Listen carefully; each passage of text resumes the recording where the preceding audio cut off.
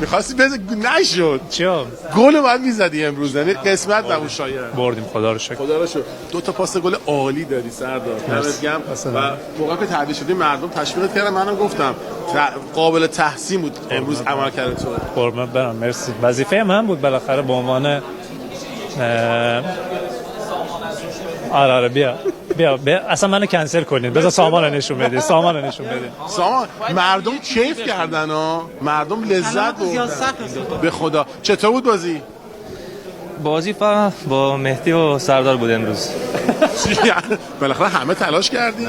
همه خیلی خوب. دو تا پاس از سردار، دو تا گل از آقامتی. خیلی خوب بودن دو تاشون. خودت مرحله بعدی رو چجوری می‌بینی؟ اینجوری می‌بینم. منظورش مرحله بعد مثلا چیکار می‌کنیم؟ qualify for the next ادا در نه. آقا فارسی متشکرم. فارسی و پاس. چطور می‌بینی مرحله بعدی رو؟ هر کی باشه ما اینجا. آقا بذار حرفشو. هر کی باشه ما یه بازی اومدیشون دوباره خوب دارن انجام میده هر کی باشه. هر کی باشه انشالله خوبی بازی کنیم. بتونیم ببریم. گفتم انشالله. گفتم ان شاء الله مهم نیست. شما تمرین می‌کنیم با سامان تو اردو برای فارسی؟ فارسیش فول حرف استرس یه چیزی بهت بگم، از هممون بهترم. ترکی هم داره.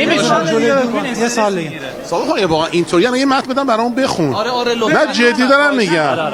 به خدا سامان خوندن نه میتونه. شعر فارسی هم برام میتونی بخونی.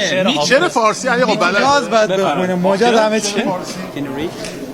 میتونم. شعر فارسی میتونه بخونه آقا میگه شعر فارسی بلد نیست، میگه از رو بخونم براتون آقای احمدی. نه این یکم سخت بود. بود هر که دانا بود. به خدا بگو توانا. یکی دیگه نشون بده این سخته. بگو توانا بود هر که دانا بود. هر که دانا اینو بفهم. این فونتش راحت. یکم برو نزدیک. این فونتش خوبه. اینه دوستان. بده من دیگه. تبلیغ گوشی نکن. نه نگو خب. نه بذار بتونه. نه آقا سخت. توانا بود هر که بود. بودم قبوله سردار بود. زدانش دل پیر. دل پیر. آقا نگو دیگه. برنا بود. نه برنا بود. نه حسام بود. حسام. اوکی مرسی.